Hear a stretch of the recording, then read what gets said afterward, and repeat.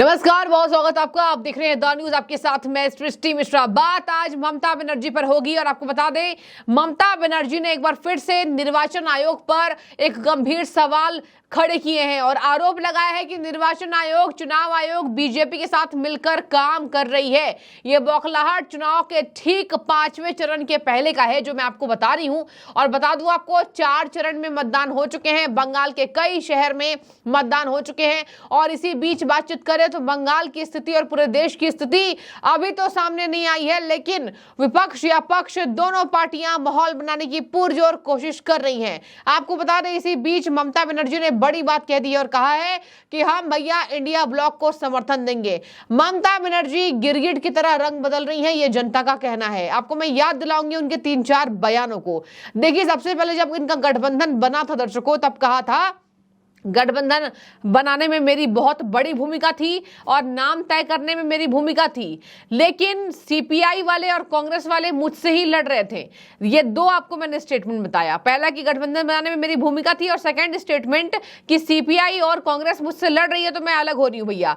और कांग्रेस को उन्होंने वहां पर घुसने नहीं दिया, वहां इज्जत नहीं दी। राहुल गांधी की रैली थी तो कहा था कि अंदर आने की जरूरत नहीं है, और बिना ममता के शहर पर टीएमसी के कार्यकर्ता ये झंडा तो नहीं लगाएंगे कि राहुल गांधी यहां पर आने की जरूरत नहीं है, कांग्रेस की कोई जरूरत नहीं है, दीदी काफी है। ऐसे पोस्टर्स तक हमने आपको बताए थे। और इसी बीच आपको बता दें, ममता बनर्जी का बड़ा ऐलान हुआ है कि वो इंडिया गठबंधन को बाहर से समर्थन देंगे, क्योंकि केंद्र में इंडिया गठबंधन की सरकार बनने वाली है। खैर, ममता तो क्या अभी कोई भविष्यवाणी नहीं कर सकता कि केंद्र में किसकी सरकार बनने वाली है, लेकिन बातचीत करें तो एक आंधी दिखाई देती है, एक लहर दिखाई देती है। जो आपने देखा होगा कि बनारस में जब नामांकन भरा मोदी जी ने, तब कैसी लहर थी। लेकिन अभी भी कह नहीं सकते कि सीटें किसी कितनी आएंगी, अभी तो कोई कुछ कह ही नहीं सकता है। ना एग्जिट पोल्स आए हैं, लेकिन विपक्ष दलों के एग्जिट पोल सामने आ गए हैं। ममता बनर्जी के आए, राहुल गांधी के आए, प्रियंका के आए, और इधर आ जाइए केजरीवाल के बार बार आ रहे हैं। हरियाणा गए, कुरुक्षेत्र में भाषण दिया, वहां भी अपने एग्जिट पोल को बताया 200 से ज्यादा सीटें बीजेपी नहीं आ रही है, मोदी जी नहीं आ रहे हैं और बीजेपी सरकार नहीं बना रही है, ऐसे ही बोलते हैं केजरीवाल जी और लगातार बोल रहे हैं। इसी बीच मैं आपको बता दूं, ममता बनर्जी ने कहा है कि 195 से 200 सीटें भारतीय जनता पार्टी की इस चुनाव में आएंगी, और इस बार मैं जो हूं बाहर से समर्थन करूंगी। पहले तो ममता बनर्जी ने कभी कांग्रेस को सपोर्ट नहीं किया, कभी सीपीआई को कोसा, कभी कम्युनिस्टों को कोसा। अब कह रही है मैं बाहर से समर्थन दूंगी, और केंद्र में इंडिया ब्लॉक की जब सरकार बनेगी तो मैं बाहर से समर्थन दूंगी। एक बात मैं आपको और बता दूं, 100 दिन की नौकरी योजना मामले में, मनरेगा मामले में कह रही हैं कि भाग लेने वालों को किसी भी बाधा का सामना नहीं करना पड़ेगा। इसी बीच आपको बता दें, सुकांत मजूमदार, बड़े नेता बीजेपी के, उन्होंने आरोप लगाया ममता बनर्जी पर कि संदेश खाली के मुद्दे पर अभी और ऐसे तथ्य हैं जो ममता बनर्जी ने छुपाने का काम किया है, और संदेश खाली की महिलाओं को जो पीड़ित होना पड़ा है उसको ममता बनर्जी ने उससे कन्नी काटी, और बाद में उन महिलाओं को यह बोलना पड़ा। कुछ महिलाओं ने बयान दिया कि हम बीजेपी के बातों पर आ गए थे, लेकिन ऐसा नहीं है। ये केवल और केवल ममता बनर्जी के वजह से वहां की जो महिलाएं हैं कुछ झुकने को तैयार हो गई हैं। उनका दहशत है, उतनी खौफ है। ये दर्शाता है फिर से कि संदेशखाली में एक्चुअल में क्या हो रहा है। और महिला के साथ मैं कल रात में बात भी किया, उनको जिस तरीके से मुंह को पकड़ के उनको लेके जाया गया, और अगर वो नहीं चिल्लाती और उनकी बेटी नहीं चिल्लाती तो उनके साथ भी रेप जैसी दुर्घटना घट सकती है। क्या अभी भी संदेशखाली को लेकर जिस तरह से केंद्र के सारे नेता प्रधानमंत्री तक चीजें हैं, अभी क्या माहौल अभी भी उस तरह से टेंशन है? देखिए, माहौल अभी भी बहुत खराब है। पुलिस कुछ नहीं कर रही है, सीबीआई को और भी ज्यादा एक्टिव होना चाहिए। महिलाओं के साथ वहाँ पे बर्बरता हो रही है। और अभी टीएमसी के एक पंचायत समिति के मेंबर ने भी उन्होंने बयान दे चुके हैं कि जो तृणमूल कांग्रेस प्रचार कर रही है वो झूठ है।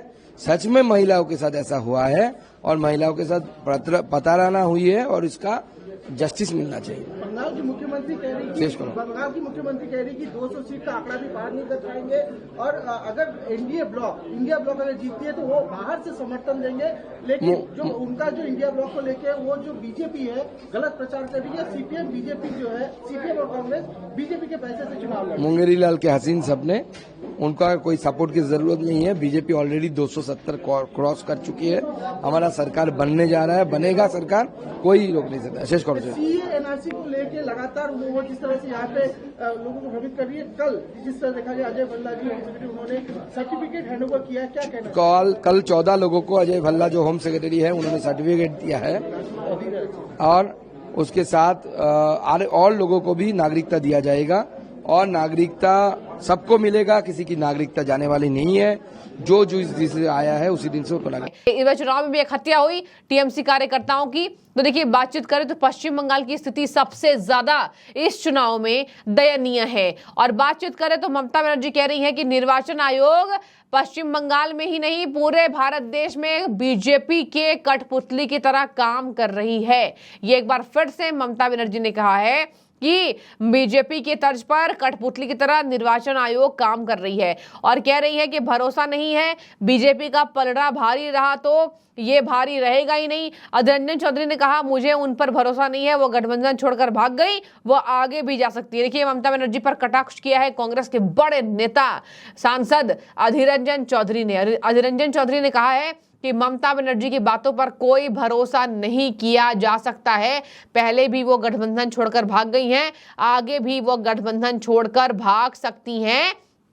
चुनाव नतीजे अगर बीजेपी के पक्ष में रहेगी तो उधर भी जा सकती है, ये कहा है अधीर रंजन चौधरी ने। एक सबसे बड़ा कटाक्ष अधीर रंजन चौधरी ने ममता के ऊपर कर दिया है कि अगर ममता की बातचीत चले तो ममता बनर्जी कभी भी किसी के भी पक्ष में वोट दिलवा सकती हैं और बीजेपी का पलड़ा अगर भारी रहेगा तो बीजेपी के पक्ष में भी वो काम करती नजर आ सकती है। तो देखिए कितना बड़ा कटाक्ष अधीर रंजन चौधरी ने किया है ममता बनर्जी के ऊपर। आपको बता दें, ममता बनर्जी कभी भी राहुल गांधी की पक्षधर नहीं थी। उन्होंने कभी भी भारत जोड़ो न्याय यात्रा की तारीफ नहीं की और ना ही उन्होंने कभी कहा है कि हाँ, भारत जोड़ो यात्रा से लोग जुड़ रहे हैं। ये बात कांग्रेस बार बार कहती आई थी और इसी बीच बातचीत करें तो गठबंधन में बिल्कुल कुछ टूटा हुआ सा ही लग रहा है। एक साथ तो एकजुट ये गठबंधन दिखाई नहीं पड़ रहा है और यहां पर गठबंधन के नेता लगातार 200-300 से ज्यादा सीटें लाने की बात कर रहे हैं। बार बार गठबंधन के नेता ये कह रहे हैं कि हम जो है इस बार सरकार बनाने जा रहे हैं। अखिलेश यादव की सुन लीजिए,